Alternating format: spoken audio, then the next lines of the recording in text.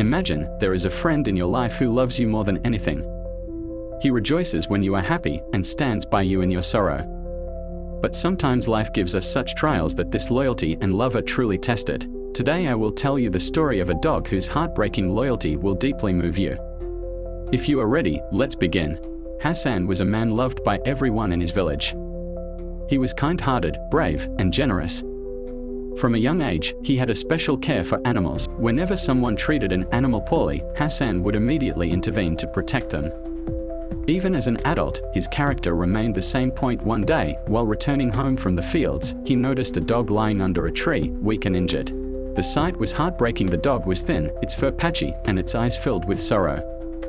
Hassan gently stroked the dog's head and softly said, "You're not alone, my friend." He carried the dog to his small, modest home.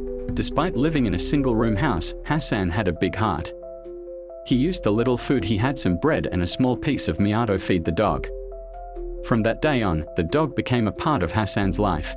Hassan named him Wolf because, even though the dog was weak, there was courage in his eyes. Hassan cared for him daily, cleaning his wounds, feeding him, and talking to him. Slowly, Wolf regained his health. His fur grew shiny, his energy returned, but most importantly, his loyalty to Hassan was unmatched. Wherever Hassan went, Wolf followed. When Hassan worked in the fields, Wolf stayed close by. At night, they sat together by the small fire in Hassan's home, sharing a quiet companionship. The villagers were amazed by their bond. "Wolf isn't just a dog," they would say. "He's a part of Hassan's soul." One child even claimed, "Wolf is like an angel protecting Hassan from harm." But life isn't always kind. One day, Hassan fell seriously ill.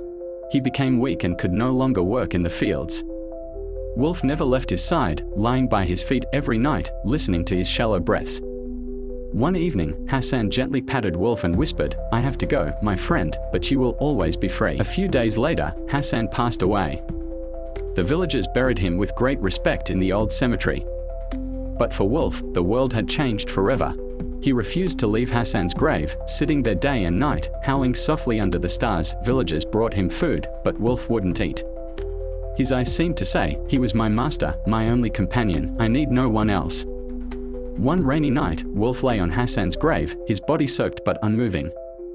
The storm was fierce, with thunder roaring and rain pouring heavily, as if nature itself mourned alongside him. The next morning, the villagers found Wolf lying motionless on the grave.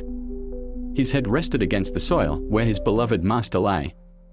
Wolf had taken his last breath there, never leaving Hassan, even in death. The villagers dug a grave next to Hassan's and buried Wolf beside him. The story of their bond became a legend in the village. A small stone was placed on their graves with the words, "True friendship never dies."